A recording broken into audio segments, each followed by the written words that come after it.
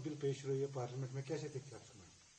नहीं, देखिए, ये मुसलमानों के खिलाफ पिछले 10-11 साल से जो बीजेपी ने एक कार्रवाई शुरू की है, उसी का हिस्सा है।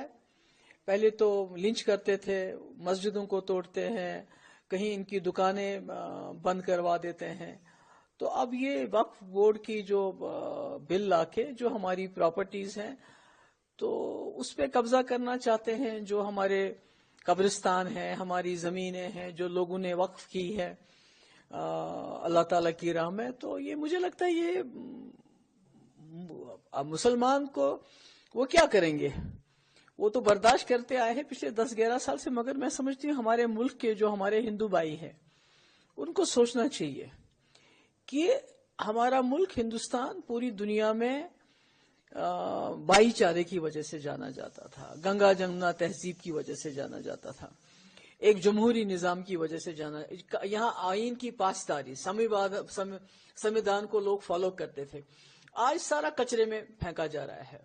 और आज हमारा मुल्क जो एक आदर्श मुल्क होता था, जिसको लोग देख के बोलते थे कितना खूबसूरत है, आज हमारा मुल्क जो म्यांमार है, जहां वो माइनॉरिटीज को, मुसलमानों के साथ जुल्म करते हैं, उनको निकालते हैं, बिल्कुल उसी राह पे बीजेपी चल रही है।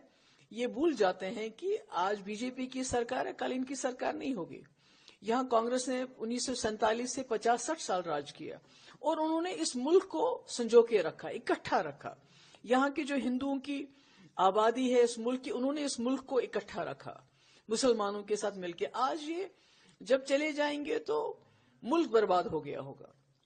जिस तरह ज़ियाउल हक ने पाकिस्तान में एक हंसते बसते मुल्क को तबाही के दाने पे लाके खड़ा है, अभी भी पाकिस्तान संभल नहीं रहा है।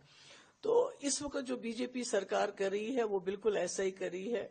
मुसलमानों का हक मार रही है, मुसलमानों के ऊपर जुल्म कर रही है, मुसलमानों को डिसएम्पावर कर रही है।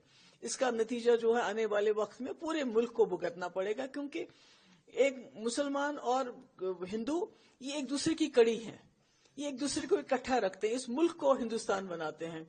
और मैं ये भी साथ में कहना चाहती हूँ कि जिस तरह से पूरे मुल्क के लोग, अभी हम कश्मीरियों को ताना देते हैं कि आपने कश्मीरी पंडितों का ख्याल नहीं रखा, आपने उनको वहां से निकाल दिया, और हमें अफसोस है, हमें शर्मिंदगी भी होती है। तो कहीं हमारे मुल्क के हिंदुओं को भी एक वक्त में शर्मिंदगी ना हो कि हमने मुसलमानों के साथ जब जुल्म हो रहा था तो हम तमाशा देख रहे थे। तो मुझे लगता है कि हिंदू लोगों को सामने आके ये जो बीजेपी की जो कारकर्दगी है, जो मुसलमानों के खिलाफ खड़े हो गए हैं, इसको रोक लगानी चाहिए।